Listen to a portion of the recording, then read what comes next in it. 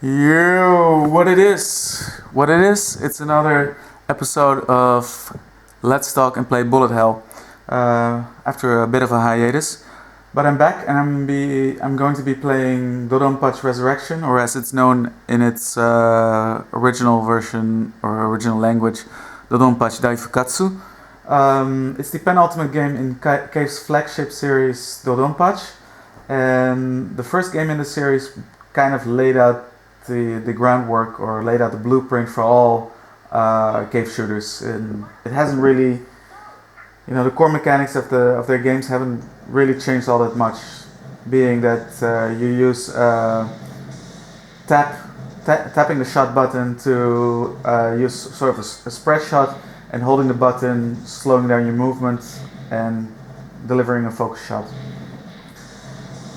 I'm not going to be talking a whole lot before I'm starting this time around. I'm actually going to jump right in. And being that I really didn't, I really haven't played this game all that much, I haven't practiced all that much, I'm going to be cheesing my way through it, and I'll show you how I'm doing that. I'm going in.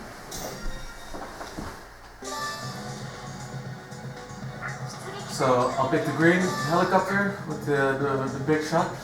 You have bomb style, power style, and strong style. And strong style combines the best features of bomb style and power style. So you have a huge array of fire. You have enormous firepower at your disposal. It's quite ridiculous actually. And instead of losing a life when you're hit, you lose a bomb. You automatically drop a bomb, which only does a small effect and only gives you very brief invisibility frames. But if you don't count extra bombs that you pick up or extra lives, you can get hit 9 times in a game instead of the regular 3 ones. So it's that's what I mean with cheesing. I can get hit a lot more times this time around than, for example, with Mushimi Futari. So let's see how far I can get on my 9 or more hits, 9 plus hits.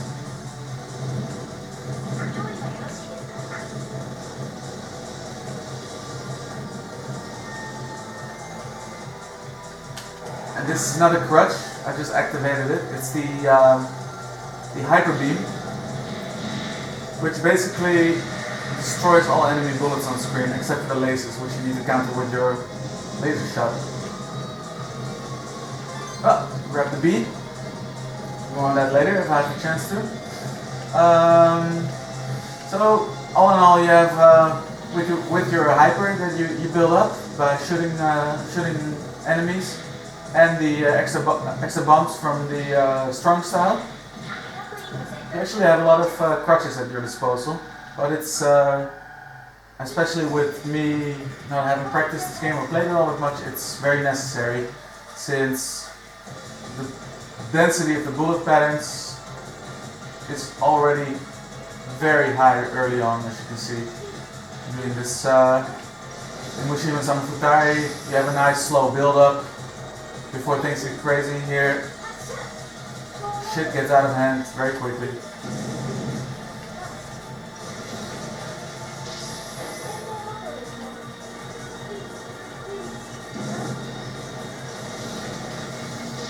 If you've been paying attention, you've noticed that I've lost 2 bombs already, auto bombs, so I got hit 2 times already up until so far. That's actually worse than I'm usually doing. So usually I should get through the first stage pretty much unscathed. But you know how it is, talking and playing this type of game. Another thing I can tell you about is that, like with many modern cave shooters, the soundtrack is done by Manabu Namiki. He's pretty much the go-to guy for soundtracks in modern shoot 'em ups. Because his music is really sort of a neo-classic style with very recognizable, hummable melodies. I don't know if you can hear me right now. I'm also talking through it. There's explosions. There's the interference from the camera. I dropped a manual bomb there by accident.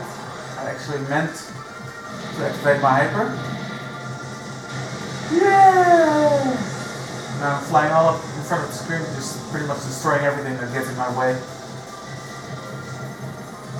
Until my, yeah, this is pretty much a sign that my hyper is about to run out, the little circular thing. Another thing to keep in mind, or another thing to talk about, is the scoring system in the game, which is just like very similar to the other DoDonPachi games. It's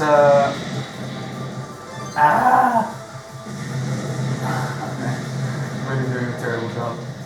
It's DoDonPachi was the first game that introduced chaining of enemy kills. So that means every enemy you take down, you have a brief window to take down another enemy to keep your chain going, to keep your score multiplier going. Hyper. And but in previous DoDonPachi games, the scoring system was very unforgiving. As one, if you would lose your chain, it would reset all the way to 0. Whereas in this one, it just your chain falls back slightly.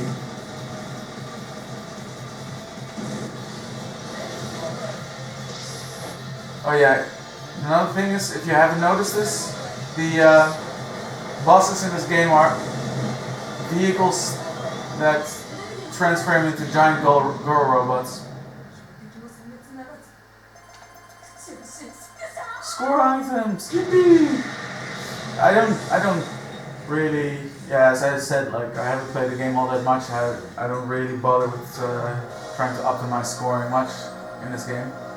But as with most cave games, it's just really, there's a lot of satisfying feedback.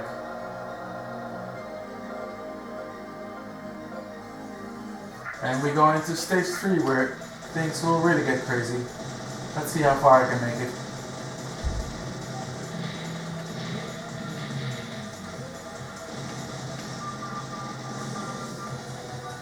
Okay, last life.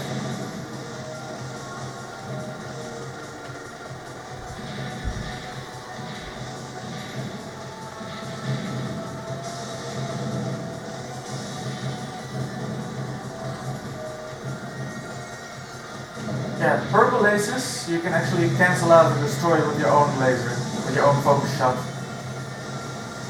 So whenever I see a purple laser, that's just what I have to do. Even if I put myself at risk, it's too great a feeling. Okay. I use a manual bomb there, so I'm not playing it very clean. And it's time to activate hyper.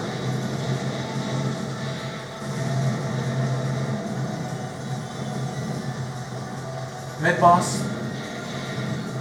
Let's hope I can kill it before my hyper runs out. Yeah, that worked. And now I'm going to get swarmed with enemy bullets. The popcorn enemies are going nuts. They're really chasing me down. Okay, I got some hyper left. Things really get crazy, I'll activate it. Yeah, here we go. The whole stage is pretty much crazy, so let's just do it. I think stage 3 actually it seems like it has 2 mid-bosses. It's a pretty lengthy stage. On my best run, I made it to the stage 3 boss. Of course, cheesing like I'm doing now, using auto bombs. But using them a lot smarter than I'm doing right now. So it's very sloppy play that you're seeing right now.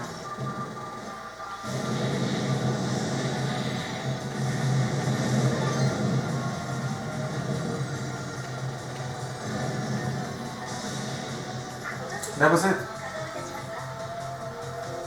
I'm letting the timer run out a little bit faster.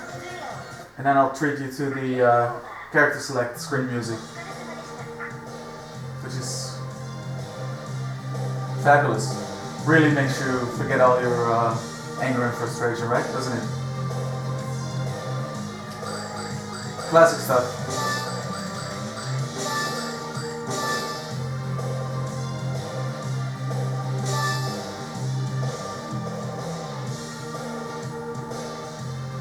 So that's it for this episode. I might revisit the game and show you the black label version, which is not as easily exploitable as this one is. Also, I don't know if I mentioned this before, but in the original arcade release, the strong style which I was using, which combines best of both worlds, was only had a time unlock on it. So only after a couple of months of play, this style became available, whereas in the home port it was available straight from jump. So there you have it, DoDonPachi Resurrection.